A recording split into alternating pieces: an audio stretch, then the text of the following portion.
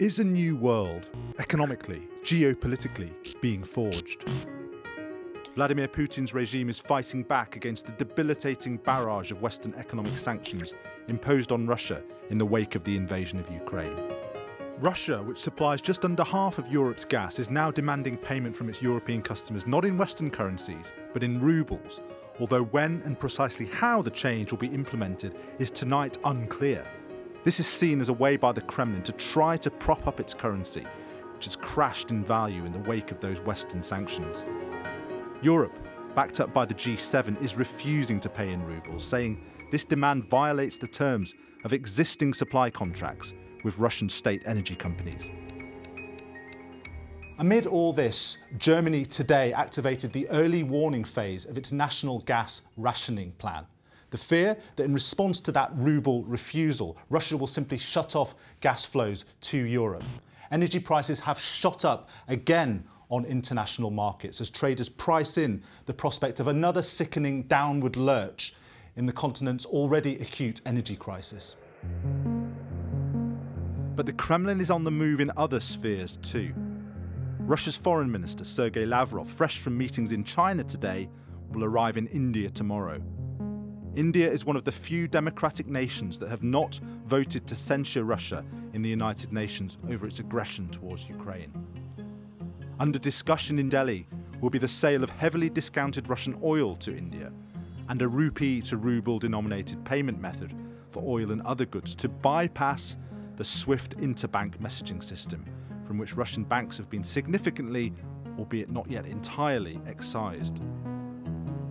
India is under pressure from other members of the China-containing Quad group, the US, Australia, Japan, to take a harder line on Russia. Yet so far Narendra Modi's government is resisting. Why? There's a long history of relations and diplomatic support from Moscow from the days of the Soviet Union. And the second reason is that India has been historically very dependent on Russia for defense supplies and equipment. Something like 80% at peak of our defense equipment imports came from Russia. It's now down to about 50%, but spare parts to maintain the 80% bought earlier still come from Russia. And it would be very awkward indeed to suddenly cut yourself off from such a major supplier of defense equipment, especially when you've got two hostile neighbors, Pakistan and China, breathing down your borders. Let's take a look at the big picture here. Russia is trying to connect economically with other countries without using the US dollar, which has been the hegemonic global currency since the end of the Second World War. And it seems that they might be making progress with both China and India on that front. Don't forget, those two countries really matter. Together they account for a third of the global population, and they're two of the fastest growing economies on the planet.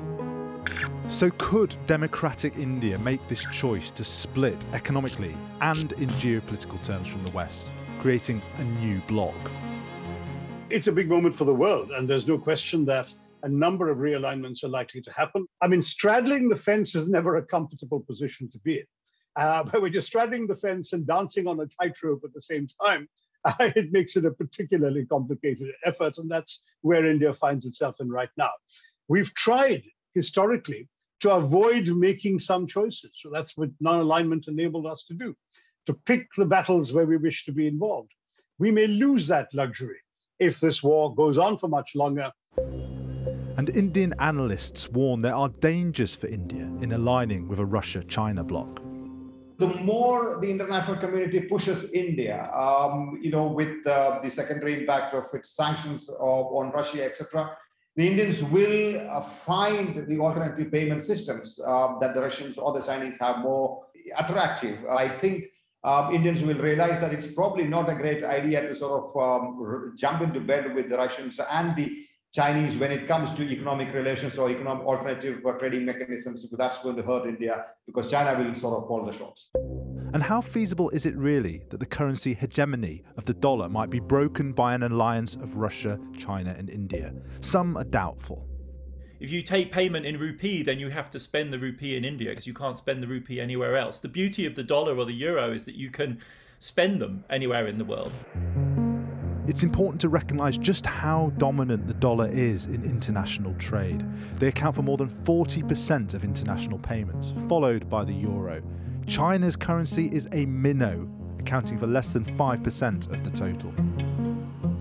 Dealing with Russia in non-Western, in euros and dollar currencies, marks you as somebody who's gone against the force of the United States.